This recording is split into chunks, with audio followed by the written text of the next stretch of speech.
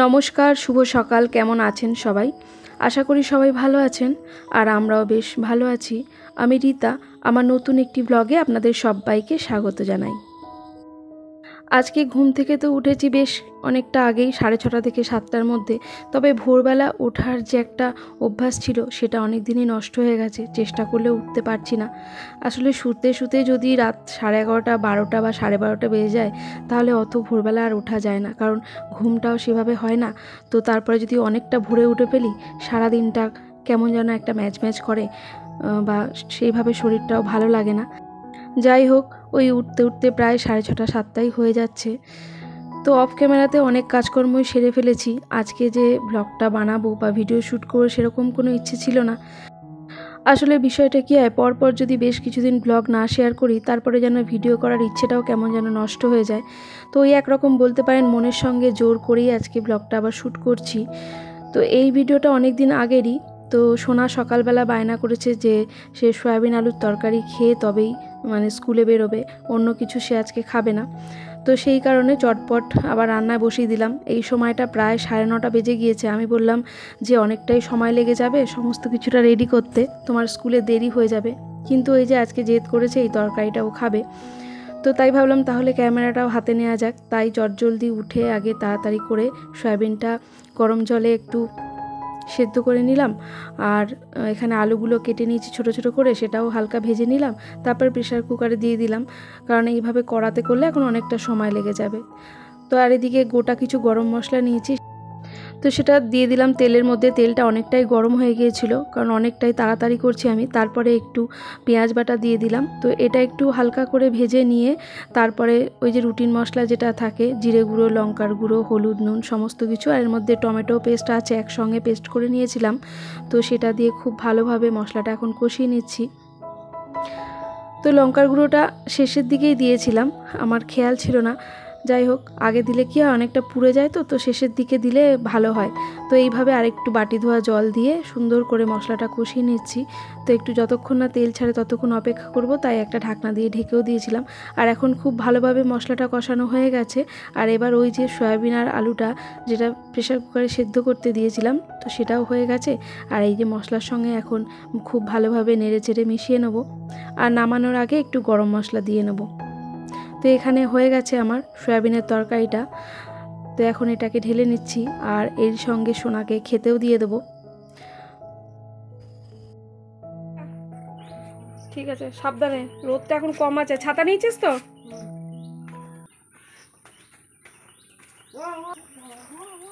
হুটোপাটা করবি না, ধীরে ধীরে চালাবি, আর ভেতরের রাস্তা দিয়ে যাবি। টাটা।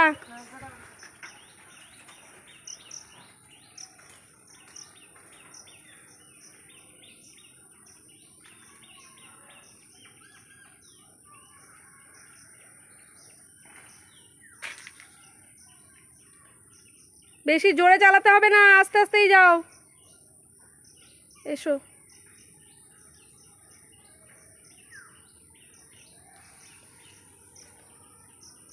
আবার মেঘ করছে।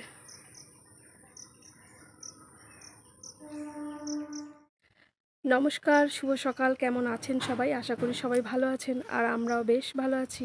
আমি রীতা, আমার নতুন একটি ব্লগে আপনাদের সবাইকে স্বাগত জানাই। আজ শুক্রবার, এখন ওই 10:30 মতো বাজে। তো সোনা স্কুলে বেরিয়ে গেল, আর এরও আগে হাজব্যান্ড খেয়ে দিয়ে কাজে বেরিয়ে গেছে। তো এই কদিন তো টানা বৃষ্টি ছিল, গত বৃহস্পতিবার থেকে বৃষ্টিটা ধরেছে। আকাশটা অনেকটা পরিষ্কার। তো এইমাত্র দেখছিলাম মেঘলা, আবার দেখুন কেমন রোদ হয়েছে, প্রচণ্ড রোদ। আর তার সঙ্গে মেঘও আছে, তো প্রচণ্ড লাগছে। আমি এত রোদে তাকাতেই পাই না একেবারে। তো কালকে আমি কোনো রকম ব্লগ শ্যুট করিনি। কালকে গেছিলাম একটা পূজা অনুষ্ঠানে, কালকে গুরু পূর্ণিমা গুরু পুজো ছিল। তো আমাদের শ্রী মাতাজিকে গুরু রূপে পুজো করা হয়েছে। তো সেই জন্য একটা পূজা অনুষ্ঠানে গেছিলাম। বেশ কিছু জামা কাপড় কেচেছি, সব কাচতে পারিনি। এখানটায় হাজব্যান্ডের আর সোনার পাঞ্জাবিটা কেচেছি। আমার বেশ কিছু নাইটি জমা হয়েছিল, তো সেগুলো এই যে কেচে দিয়েছি। তো আরও আছে, কিন্তু আজকে একদিনে এত কাচবো না। একদিনে এতগুলো যদি কাচতে যাই না, শরীর খারাপ লাগবে, আর প্রচণ্ড গরমও লাগছে। তো রান্না মোটামুটি হয়েছে। তো সকাল থেকে শ্যুট করতে পারিনি, কিছু অল্প কাজকর্ম করেছি, আর ভালোও লাগছিল না। তার মধ্যে সোনা স্কুল যাবে বলছে, সোয়াবিনের তরকারিটা দিয়ে খেয়েই যাবে। তো ওই জন্য তাড়াতাড়ি করে সোয়াবিনের তরকারিটা রান্না করলাম। আর হাজব্যান্ড আস্তে আস্তে তো দেরি আছে, তো জানি না আর কিছু এখন রান্না করার ইচ্ছে থাকবে কিনা, কারণ বাড়িতে এখন সারাদিন আমি একা। সোনা আস্তে আস্তে প্রায় ওই 4:30 পৌনে 5টা, হাজব্যান্ডেরও প্রায় ওই 2:30 3টে বেজে যাবে। তো যাই হোক দেখি কি করব। তবে এখনও বাসন মাজা পড়ে আছে, কালকে রাতে মেজেছি, সকাল থেকে এখনও কিছু সেরকম মাজিনি, হালকা ফুলকা 2-1টা প্রয়োজনীয় জিনিস মেজে নিয়েছি, আর অন্যান্য কাজকর্ম আছে। তাহলে চলুন দিনটা এখান থেকেই শুরু করা যাক, আর ব্লগটাও এখান থেকে শুরু করা যাক। সঙ্গে থাকুন, আশা করি ভালো লাগবে। কাজ করলে কোনো কাজের শেষ নেই বন্ধুরা, কাজ তো অনেক আছে। এই কদিন যাবত বৃষ্টিতে জামা কাপড় কিছু শুকোতে পারছি না, ঘরের মধ্যে ফ্যানের হাওয়ায় এই বারান্দায় কত আর শুকোয়, কেমন একটা বৃষ্টি ভ্যাপসা গন্ধ। রোদ্দুরে শুকোলে যেরকম একটা কড়মড়ে বা অন্যরকম একটা ভাব হয়, কিন্তু ঘরে শুকিয়ে ফ্যানের হাওয়াতে তা তো আর হয় না। তো এই জামা কাপড়গুলো একটু রোদে দিচ্ছি, কাল যেহেতু বাড়ি ছিলাম না, তো কালকে আর দিতে পারিনি, সকাল সকালই বেরিয়ে গেছিলাম। তো আজকে এই যে বেশ কিছু কেচেছি, আর এইগুলো একটু রোদে দিয়ে দিই। এই যে আমার হাতে এক গাদা রয়েছে। তবে আমার কালকে শাড়ি পরে গেছিলাম, শাড়িটাও কাচার দরকার, কারণ যখন ফিরছি তখন বৃষ্টি হচ্ছিল, কিন্তু এখন আর কাচতে ইচ্ছা করছে না। আর বেশি কথা বলতে গেলে হাঁপিয়ে যাচ্ছি, জ্বরটা হওয়ার পর থেকে শরীরটা অনেকটাই উইক হয়ে গেছে। তো যাই হোক, আস্তে ধীরে কাজকর্মগুলো সারি, আর আপনারাও দেখতে থাকুন। যতই বৃষ্টি বাদল যাই হোক না কেন বন্ধুরা, প্রতিদিন তো কাচাকুচি আছেই, আর সেটা যদি একদিন না কাচতে পারি তাহলে পরের দিন তো দ্বিগুণ হয়ে যায়।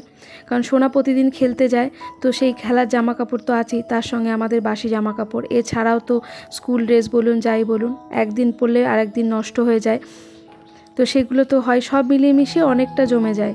তাই প্রতিদিনেরটা প্রতিদিন কাচতে পারলেই ভালো হয়, কিন্তু বৃষ্টি হলে সেটা তো আর হয় না। যাই হোক, বেশ কিছু জামা কাপড় তো কেচেছি, আগের দিন বললাম একটা পূজা অনুষ্ঠানে গেছিলাম, আর কিছু জামা কাপড় যেগুলো স্যাঁতস্যাঁতে ছিল ভালো শুকোয়নি, তো সেগুলো এই যে রোদ উঠেছে বলে একটু বাইরে মেলে দিলাম। আর তারপরে প্রচুর বাসন জমেছিল সকাল থেকে, তো সেগুলো সব মেজে নিলাম। আর ওই যে রান্না করে নিয়েছি, আর কিছু রান্না করব না বন্ধুরা, সারাদিন তো একা, হাজব্যান্ড বাইরের কাজে বেরিয়ে গেছে, সোনা স্কুলে চলে গেছে, আর কি রান্না করব। হাজব্যান্ড আস্তে আস্তে প্রায় 3টে বেজে যাবে, 2:30 তো বাজবেই, তো তখন আর ভালোও লাগবে না, সেও অত বেলা করে আসে বলে সেরকম একটা খেতে চায় না। তো যাই হোক, যেহেতু রান্নাবান্না কমপ্লিট হয়ে গেছে, আর কিছু করবই না, তো সেই কারণে রান্নাঘরটা একটু ভালো করে মুছে নিচ্ছি। যেহেতু দিনের বেশিরভাগ সময়টা আমাদের গৃহিণীদের রান্নাঘরেই কেটে যায়, তাই এই রান্নাঘরটা একটু পরিষ্কার পরিচ্ছন্ন থাকলে মনটাও ভালো লাগে। আর রান্না করার সময় তখন তো আর সব দিক খেয়াল থাকে না, আমরা ছড়িয়ে ছিটিয়ে বাসন এদিক ওদিকে রাখি, তারপরে রান্না করার সময় যে ঝাল মশলা এদিক ওদিক ছিটকে যায়, তো সেগুলো একটু পরিষ্কার করে নিলে দেখতেও ভালো লাগে, আর সত্যি পরিষ্কার পরিচ্ছন্ন থাকলে মনও ভালো লাগে। সকাল থেকে সন্ধে পর্যন্ত বন্ধুরা যতই কাজ করো না কোনো, কাজের তো কোনো শেষ নেই, কিন্তু আমাদের এই কাজগুলো খুঁটিনাটি যে সমস্ত কাজ থাকে, সেটা অনেকের চোখেই পড়ে না, তারা বুঝতেই পারে না যে সংসারে কত শত রকম কাজ থাকে। যাদের হেল্পিং হ্যান্ড আছে তাদেরও কিন্তু অনেক কাজ থাকে, আর যাদের নেই তাদের তো চাপ অনেকটা বেশিই হয়। তবে একদিকে এটা ভালো যে কাজের মধ্যে নিজেকে ব্যস্ত রাখি বলে কোনো রকম নেগেটিভ চিন্তাভাবনা মনের মধ্যে আসে না। অনেকে বিকেলবেলা পাড়ার মোড়ে দাঁড়িয়ে 3-4 জন বউরা মিলে যে গল্প করে, তো ঘরের কথা বলুন বা না যার যার মনের কথা বলুন, অনেক কিছুই শেয়ার করে, গল্প করে, তো আমার সেই সময়টুকুও হয় না। কারণ বিকেলবেলার দিকটা অনেক সময় কি আমি ভিডিও এডিটিং করি, বা সোনা স্কুল থেকে আসে, সে পড়তে যাবে, তারপরে সংসারে কাজ থাকে, সন্ধে দেওয়া, সব কিছুর মধ্যে দিয়ে কেটে যায়। তো যাই হোক, এই নিয়ে বেশ ভালোই আছি। আর এই তো বন্ধুরা, আপনাদের সঙ্গে গল্প করতে করতে আমার রান্নাঘরে গ্যাস টেবিল সিঙ্ক সমস্ত কিছু মোছা হয়ে গিয়েছে। খুব সকালে একবার রান্নাঘর ঝাড় দিয়ে নিয়েছিলাম, তো এই সমস্ত কাজগুলো করার পর মনে হলো যে আর একবার মুছে নিই, তো একটু মুছেও নিয়েছি। আর এরপর চলে আসলাম সোজা ঠাকুর ঘরে। স্নান করতে যাওয়ার আগে ঠাকুর ঘরটা একটু ভালো করে মুছে নিচ্ছি। তো সব সময় কী হয়, ঠাকুর ঘরটা মোছাও হয় না, কারণ এক একদিন এতটাই শরীর খারাপ লাগে যে আর মুছতে ইচ্ছা করে না, তখন ওই ঝাড় দিয়েই চালিয়ে দিই। কারণ অন্তর্যামী ঈশ্বর সবই বোঝেন, তাই জোর করে কোনো কিছু করার দরকার নেই, যখন যেটা মন থেকে হৃদয় দিয়ে আমার মনে হয় আমি সেটাই করি। তো যাই হোক, এই তো এবার ঠাকুর ঘরটাও মোছা হয়ে গেল, আর এখন ঠাকুরের বাসনটাও মেজে নেব। আর এই রকম এক নাগাড়ে বৃষ্টি হয়ে হয়ে দেখতে পাচ্ছেন কিভাবে শ্যাওলাটা জমে গেছে এই যে যেখানে আমি বাসনটা মাজতে বসেছি। তবে যেখানে টবগুলো রাখা আছে তার সামনেটাও শ্যাওলা হয়ে গিয়েছিল।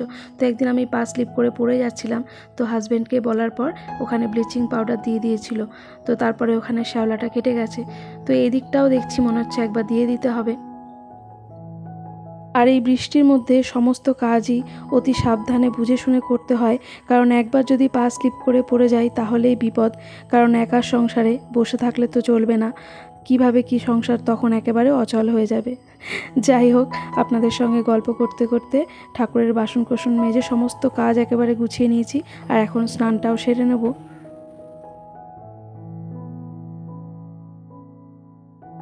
আর এদিকে আমি স্নান করে আস্তে আস্তে দেখি হাজব্যান্ডও বাড়ি চলে এসেছে কাজ থেকে, কারণ তার নাকি শরীরটা খুব একটা ভালো লাগছিল না। যাই হোক, বাড়ি ফিরে এসেছে, ভালো হয়েছে। তো আমি বললাম একটু রেস্ট করো, পরের দিন গিয়ে কাজটা কমপ্লিট করো। আর এই তো বন্ধুরা চলে এসেছি ঘরে। তো এখন একটু সিঁদুর পরে নেবো আর সামান্য একটু সময় দেব নিজের স্কিন কেয়ারের জন্য। ওই একটু আর কি রোজ ওয়াটার দিয়ে নিলাম, একটু ময়শ্চারাইজার, একটু সানস্ক্রিন। সারাদিনে এই তো 5 মিনিট সময়, তারপর আর নিজের দিকে তাকানোর সময়ও পাই না। চুলটাও ঠিকমতো জট ছাড়ালাম না, কোনো রকম সামনেটা একটু আঁচড়ে খোপা করে রেখে দিলাম, কারণ এখন প্রথমে যেতে হবে ঠাকুর ঘরে। আর তারপরে যেহেতু হাজব্যান্ড যখন চলে এসেছে, তাহলে দুপুরের খাওয়া দাওয়াটা একটু তাড়াতাড়ি করে সেরে নিয়ে একটু রেস্ট নিতে পারবো। অন্যান্য দিন কী হয়, কাজ গোছাতে গোছাতে এতটা দেরি হয়ে যায়, তারপরে রান্নাবান্না করতে করতেও আরও দেরি। আর এর মধ্যে হাজব্যান্ড চলে আসে, সমস্ত কাজ গুছিয়ে খাওয়া দাওয়া করে বাসন কোসন মাজতে মাজতে আবার সোনা আসার টাইম হয়ে যায়। তো আর একটু রেস্ট নিতে পারি না, তারপরে যদি থাকে আবার বিকেলে পড়া, তাহলে তো হয়েই গেল। যাই হোক, এরই মধ্যে হাজব্যান্ড স্নান সেরে চলে এসেছে। আর ওই যে রান্নাটা যেহেতু সোনার জন্যই একদিকে ভালোই হয়েছে, সয়াবিন আলুর তরকারিটা তখন করে নিয়েছিলাম, নাহলে এটা ওই স্নান করে আসার পর করতে হতো। তো এই যে সয়াবিন আলুর তরকারি আর একটু ডাল ছিল, আর ওখানে স্যালাড কেটে নিয়েছি, ব্যাস এই হচ্ছে দুপুরের মেনু। শুভ বিকেল বন্ধুরা, এখন এই 5টা মতো বাজে।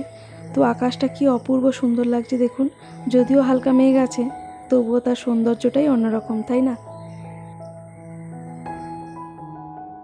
যেহেতু শুক্রবার, তো সোনার তো টিউশন আছে, আর স্কুল থেকে ফেরার পর ও আর কিছু খায়নি, তো এখন পড়তে যাবে, তাই একটু এখানে দিলাম কমপ্লান আর তার সঙ্গে 2টো বিস্কুট।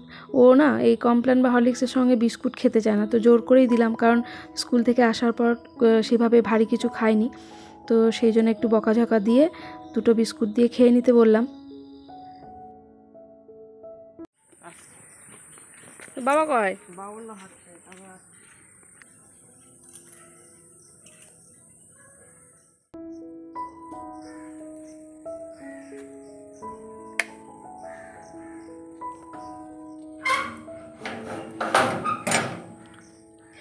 সোনা তো টিউশনে বেরিয়ে গেল, আর ওর বাবা গেছে ওকে এগিয়ে দিয়ে আসতে।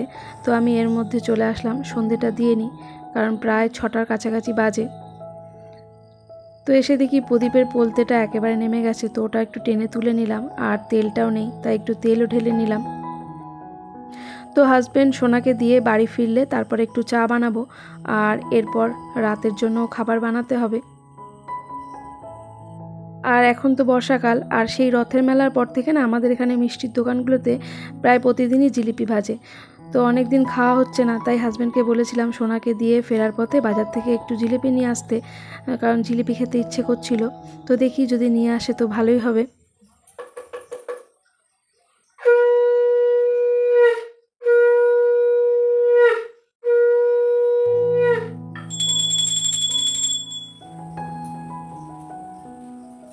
তাহলে চলুন বন্ধুরা, আপনাদের সঙ্গে গল্প করতে করতে পুজো দেওয়াটা তো সেরে নিয়েছে, এবার রান্নাঘরের দিকে যাই। চলে এসেছি রান্নাঘরে, আর হাজব্যান্ডও বাড়ি চলে এসেছে। আর এই যে যেমন বলা তেমনি কাজ, নিয়ে এসেছে একটু জিলিপি, আর তার সঙ্গে নিয়ে এসেছে একটু পাউরুটি। আমার হাজব্যান্ডের এটা অনেক দিনের একটা শখ বলতে পারেন, পুরনো দিনের, মানে ছোটোবেলায় তার নাকি জিলিপির সঙ্গে পাউরুটি দিয়ে খেতে নাকি খুব ভালো লাগতো। তো নিয়ে এসেছে, তার সঙ্গে 1 প্যাকেট দুধও নিয়ে এসছে চা বানানোর জন্য। তো প্রথমে আগে দুধটা একটু গরম করে নিই, কারণ বেশিক্ষণ রেখে দিলে অনেক সময় কী হয়, কেটে যায়। তাই ভাবছি আগে এটাকে একটু ফোটানোর জন্য গ্যাসে বসিয়ে দিই। সোনার বাবা বলল এক্ষুনি সে চাটা খাবে না, এখন সে জিলিপির সঙ্গে পাউরুটি দিয়েই খাবে। তো তাই জন্য আমার জন্য 1 কাপ চা বসিয়ে দিচ্ছি, কারণ তার এক্ষুনি একটা ভাড়া আছে, রিজার্ভ ভাড়া, তাই তাকে বেরোতে হবে। তো সেই কারণে আমার নিজের জন্য 1 কাপ চা বসিয়ে দিলাম, কারণ আমার এখন প্রচণ্ড পরিমাণে চা তেষ্টা পেয়েছে, তো সেটা খেতে হবে আমাকে। আর এই জন্য হাজব্যান্ডকে এখন একটু জিলিপি আর পাউরুটি দিয়ে দেবো। আর আজকের ব্লগটা এই পর্যন্ত। আপনাদের কেমন লাগলো অবশ্যই আমাকে একটা কমেন্ট করে জানাবেন, ভালো লাগলে একটা লাইক করবেন। আর এই ধরনের ব্লগগুলি যদি আপনারা প্রতিনিয়ত দেখতে চান তাহলে চাইলে আমার চ্যানেলটি সাবস্ক্রাইবও করতে পারেন। আর যারা যারা তো অলরেডি করে ফেলেছেন তাদের অসংখ্য ধন্যবাদ। আজ তবে আসি, আবারও দেখা হবে। সবাই ভালো থাকবেন, সুস্থ থাকবেন, সাবধানে থাকবেন।